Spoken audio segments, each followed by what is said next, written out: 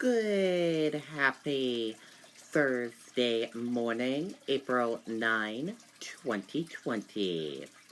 I'm Riley King, and welcome to the Riley King Newscast, right here on the Riley King Network. We have a lot of news to get to this Thursday morning, so let's begin. First up, we're going to begin with your coronavirus disease, COVID-19 in New Hampshire, what you need to know. Let's take a look.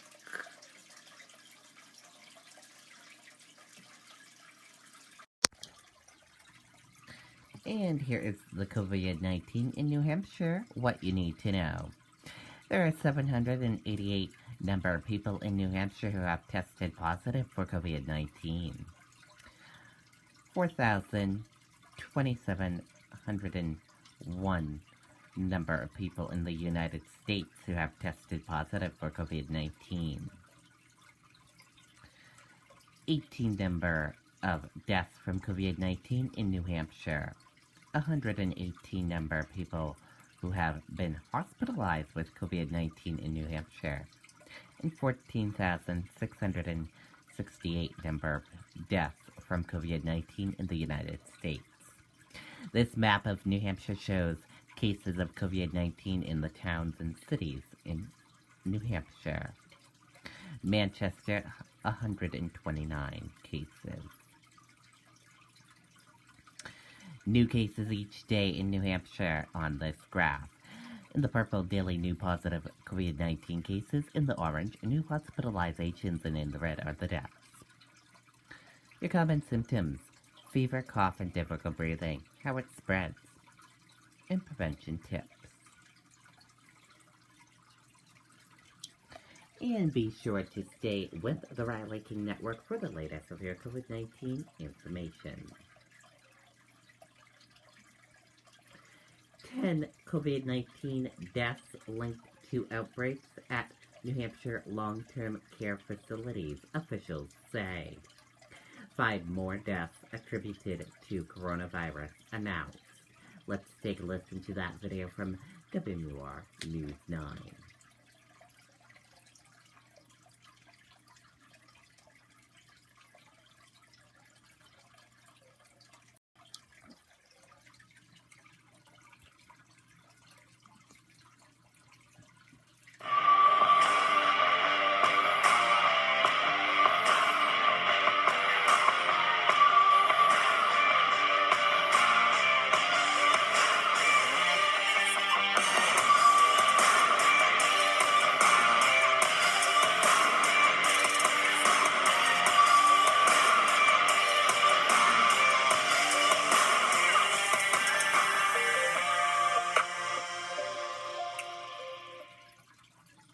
More than half of the state's 18 COVID-19 related deaths are connected to outbreaks at 3 long-term care facilities. Every single day it's managing active screening of staff, active screening of residents. At Hanover Hill Healthcare in Manchester, 37 residents and 13 workers have now tested positive for COVID-19. 4 people have died from the virus. Public health officials say the outbreak there is confined to a single floor. And in Nashua, at assisted living facility The Huntington, 19 residents have COVID-19, 11 staff members. There are 5 confirmed COVID-related deaths. And at Crotched Mountain Residential Care in Greenfield, 3 residents and 11 staff members have tested positive. 1 person died late last month. In addition to these 3 outbreaks, we have dozens of facilities, I will say more than 10 facilities that have isolated incidences of COVID-positive tests either in their residents or in their staff. State health leaders are now working closely with those long-term care facilities and say containing outbreaks is nothing new to them. We are providing them with the latest and most up-to-date information and making sure they have everything they need to meet the needs of their clients and their team. Public health officials are asking any long-term care facilities to be open and transparent with clients and their families and notify them right away if any positive COVID-19 cases are identified. Now, another announcement made at today's press conference. State leaders say in the coming days they'll begin releasing more details about the demographics of the people who have contracted the virus so far. Live in Concord, I'm Charisse LeClaire, WMUR News 9. Okay, and there you go on that video and that report. Sununu frustrated after mobile COVID-19 kits arrive with few supplies. Governor says federal officials will only send state 15% of requested supplies. Let's take a listen to that video from WMUR News 9.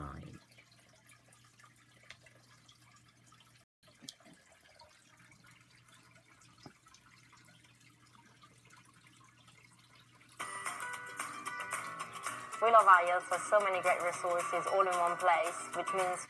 Well, Adam, the governor visibly frustrated with FEMA's response at his press conference today, saying without the proper materials, those testing machines are really useless. Now, New Hampshire received 15 of those Abbott Rapid testing kits, which the company's website says can deliver positive results in as little as 5 minutes and negative results in 13 minutes. Now, they're also mobile enough to be deployed to all areas of the state, but when the Abbott tests were delivered, they came with 120 cartridges to actually test with.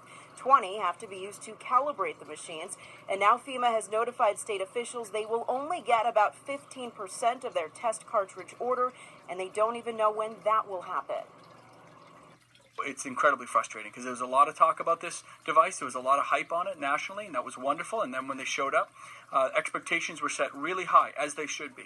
But to actually have these 13 of these devices and have no way to use them, I'm banging my head against the wall. I really am. It's really frustrating. Governor Sununu going on to say that they will continue pressuring Washington multiple times a day. Senator Shaheen doing the same, issuing a letter to the administrator of FEMA today calling the number of testing kits, quote, woefully inadequate. Live in Concord, I'm Charisse LeClaire, WMUR News 9. Okay, and there you go on that video and that report.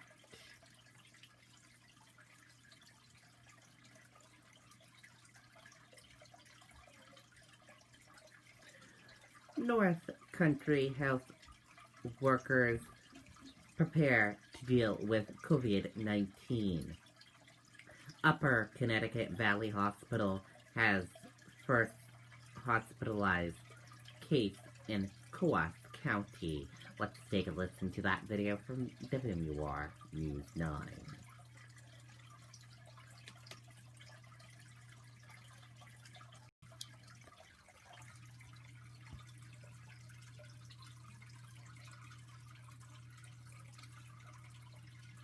Participating in the 2020 census ensures our needs are taken into account.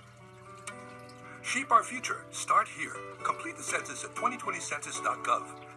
They are the northernmost outpost for healthcare in New Hampshire, but the Upper Connecticut Valley Hospital in Colebrook has treated its first COVID-19 patient on April 2nd.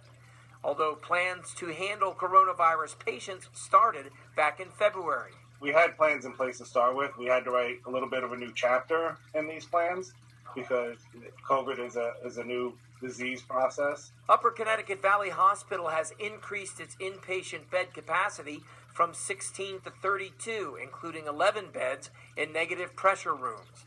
They've also prepared the local elementary school for overflow patients if necessary.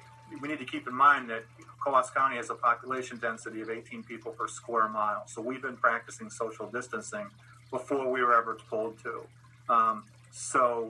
If it was just me predicting, I don't think we're going to see a New York, New Jersey, Michigan scenario in the North Country, but we will see sick patients. Hospital officials say they are still having the same trouble as bigger hospitals getting personal protective equipment. And while their remote location may help keep people apart, it also creates problems that other state hospitals don't have. So just the remote nature of delivering healthcare up here presents those inherent challenges of, it really boils down to, Andy, time, right? Time to get supplies, time to get test results. Hospital officials said they have also been in contact with hospitals here in the South to see if maybe they could handle their overflow patients down here if that need should arise. Reporting live, Mandy Hirschberger, WMUR News 9. Okay, and there you go on that video and that report. Courts expedite guardianship hearings aimed state of emergency. Guardianship hearings over adults expedited. Let's take a listen to that video from WMUR News 9.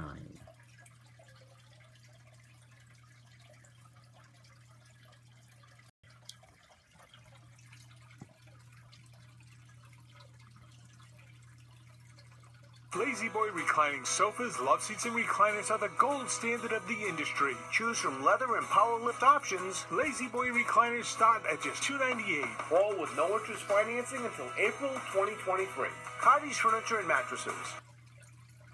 As the state braces for the COVID-19 surge, its circuit court is changing protocols.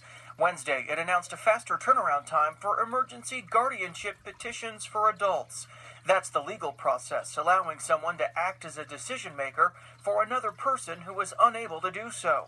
In a statement, Judge David King saying the usual 2-week process may be too long, in a time when decisions are being made quickly, including for those left debilitated by the virus. If there's no one in place on either the medical or the financial side, and they are, perhaps as a result of being really ill with the disease, they might not be able to make their decisions. Estate and elder law attorney Sarah Ambrogi says the change will likely mean people seeking a court-ordered guardianship will receive a judge's decision in days, not weeks. Courts will hold hearings online or by phone instead of in person to make it happen. I think the court's order is not just limited to COVID-19 patients. I think it's more the recognition that with the complete shutdown of nursing homes, these situations are arising and they're going to arise more frequently. Inside those long-term care facilities, Ambrogi says there are often people who haven't yet established a power of attorney. A court-ordered guardianship can be the only option to get those people to places like hospitals or rehab facilities. I think this is helpful to kind of try to get the process going as quickly as possible. Now, under the expedited process, people can get a hearing within just about 48 hours. This change, though, will only remain in effect while the state of emergency is in effect here in the state. Reporting live tonight in Manchester, Tyler Dumont, WMUR News 9. Okay, and there you go on that video and that report. Stock features point to a flat open on Thursday. Stock features pointed it to a flat open on Thursday early morning trading.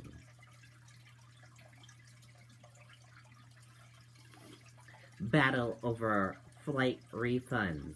Let's take a listen to that video from ABC News.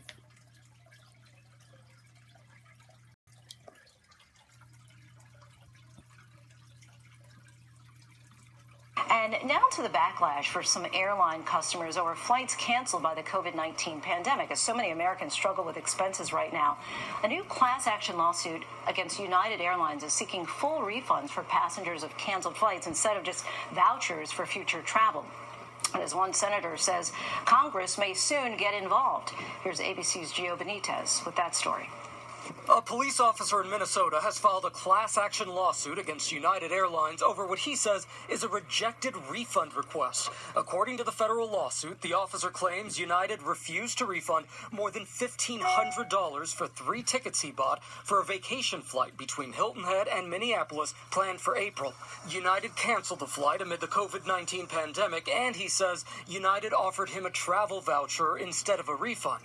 The lawsuit says travel vouchers provide little security in this public crisis, particularly where many individual Americans need money now to pay for basics like food and rent. Senator Ed Markey has been urging airlines to refund passengers affected by COVID-19, sending letters to airline CEOs. They're not listening to their passengers.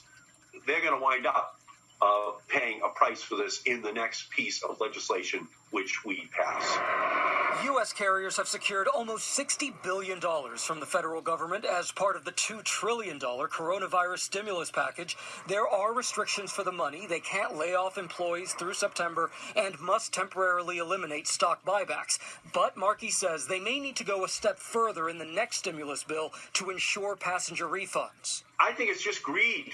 I think that they've received the money from the federal government as part of a bailout to keep the airlines afloat, and they still want to keep the passenger money for flights that never took place or flights where passengers canceled because they were afraid to fly. Over the past week, the Department of Transportation has also warned airlines to issue prompt refunds to passengers whose flights were affected by COVID-19. For its part, United tells ABC News, "We were served with a complaint on Tuesday night and are reviewing it. Eligible travelers can request a refund if their flights have been severely adjusted or service to their destination suspended, either due to government mandates or United schedule reductions related to COVID-19. And Gio Benitez joins us now. Gio, we just saw that response from United Airlines there. What exactly qualifies for a refund? And is there anything else that the airlines are doing to respond to passengers who have been impacted by COVID-related cancellations? Yeah, Lindsay, so United just sent us their policy. Let me read it to you because it says this. If we change your flight and can't get you to your destination, international or domestic, within 6 hours, we will refund your ticket. And those travel vouchers, Delta and United tell us, they are now good for 2 years. Lindsay. Gio Benitez, thanks so much. Okay, and there you go on that video and that report.